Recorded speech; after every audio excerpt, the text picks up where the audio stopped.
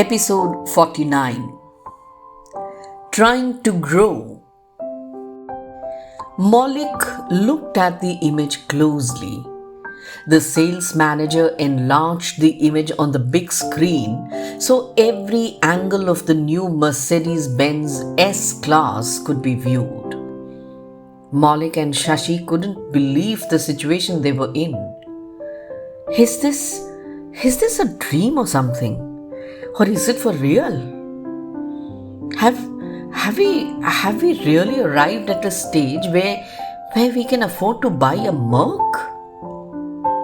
God, are we trying to show off that we are rich? What would have Baba and I said in this situation?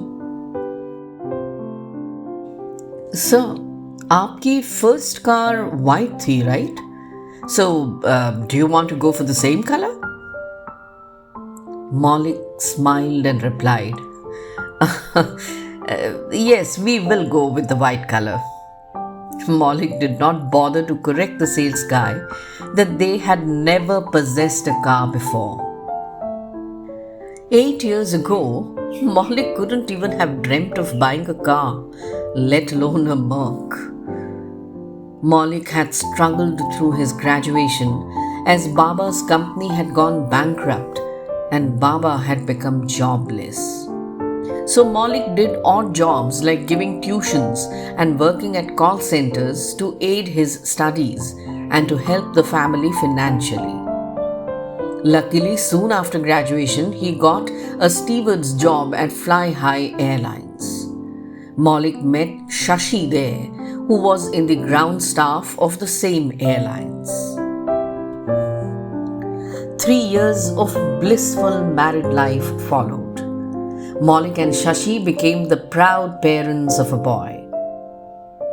And then suddenly, things began to get bad.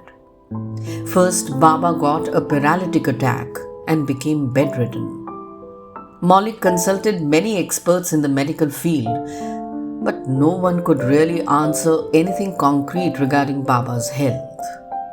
As the family was grappling with Baba's health, low-cost airlines, which were incurring huge losses already, began to downsize.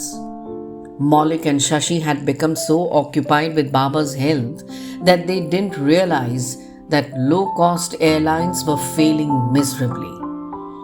Hence, when they both received the pink slip, they were more than shocked. The family finances were already low, and now both the working members were jobless. Maulik was initially hopeful that he will be absorbed by another airline, but sadly, that never happened.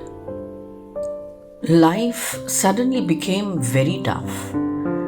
In spite of cost cuttings, it started becoming difficult for Maulik to make the two ends meet. As more and more airlines began to fold up or work with reduced manpower, Maulik and Shashi's prospects to be employed again in an airline company, they began to panic.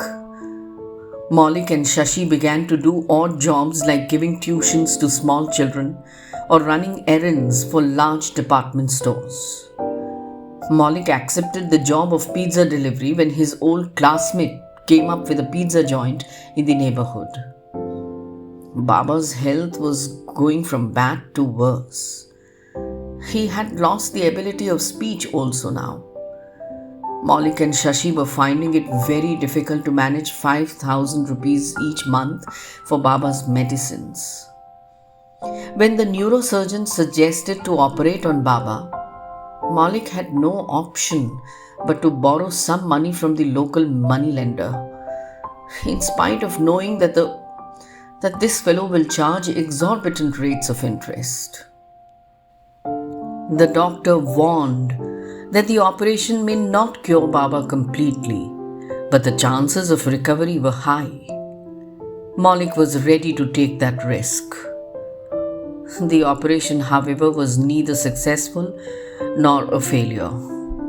Baba's condition did not improve much, but the rounds of the moneylender began to increase day by day. Maulik could hardly control his tears when he had to sell Ai's jewelry to pay the moneylender. Shashi and I began to make snacks at home to sell off in the neighboring namkeen and kirana stores. One day, I was coming back from a snacks shop in the afternoon after making an unsuccessful bid at selling her homemade namkeens.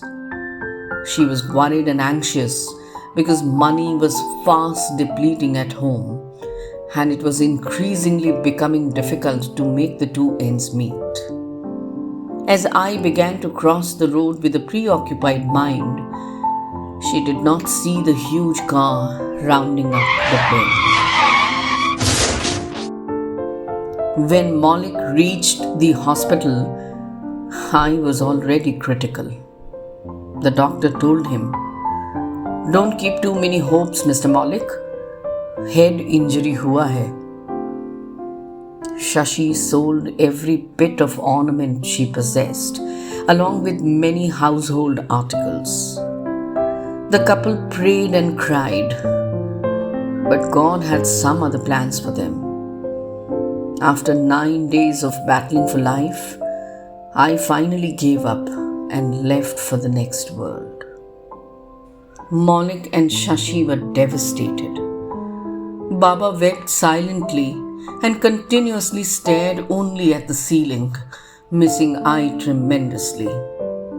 His health began to deteriorate further. Maulik dreaded the worst, and his fears came true. 6 months after Baba also breathed his last. Maulik felt almost like an orphan.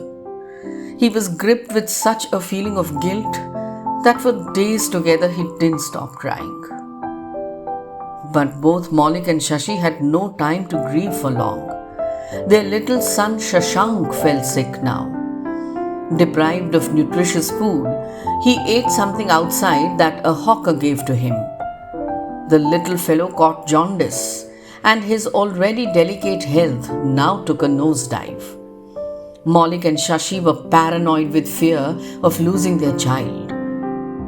Maulik sold his small flat and they moved to a chawl. Thankfully, after 2 weeks, Shashank began to recover. The doctor prescribed healthy food like eggs and fish and fruits. But the financial condition of the couple had become so pathetic by now that getting Shashank even a glass of milk every day was a challenge. Shashi would somehow manage to buy some leftover vegetables from the market and make a vegetable broth. Wheat and rice were carefully saved only for Shashank. Maulik sold his bike. He began to make rounds of offices for a job, but he couldn't gain anything at all. They were down to having just 2 meals a day. Shashi would keep aside some extra vegetable broth for Shashank. There was no work and there was no money. Maulik had called up nearly 100 friends asking for work and even money. Half of them offered condolences and the other half false promises. One afternoon, Maulik was returning home after making the rounds of offices for work. He was hungry and had a terrible headache. In the morning, Shashank had cried so much for a chocolate, and Maulik was distraught at going home empty-handed. Angry, tired, helpless, frustrated, and about to give up, Maulik sat down at the bench of a chaiwala. "अरे मौलिक भैया, चाय पियोगे?" Maulik looked up in surprise. Who knew him here? Oh, this was Ajay, their ex-maid's son. What is he doing here? Maulik looked carefully.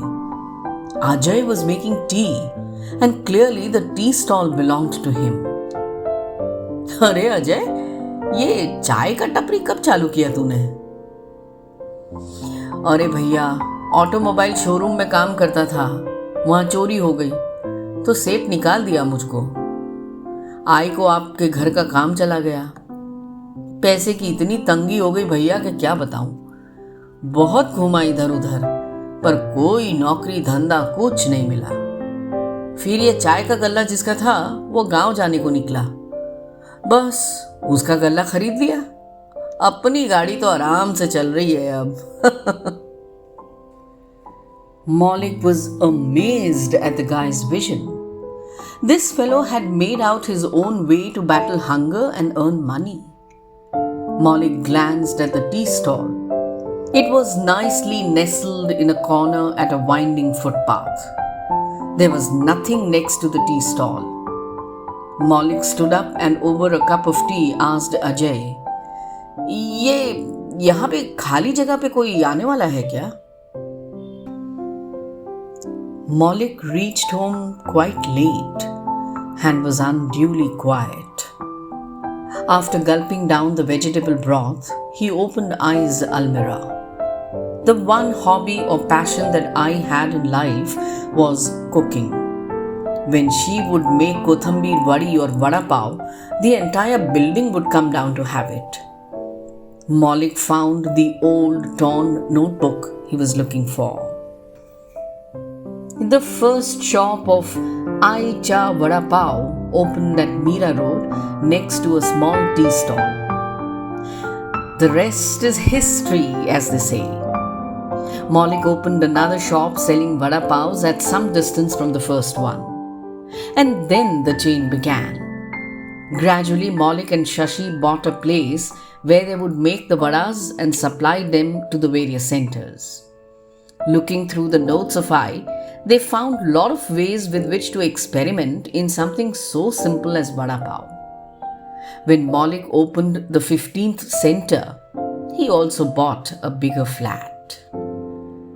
And all these years, Maulik had traveled in auto rickshaws and taxis and buses. But then finally he felt that he must buy a car for himself.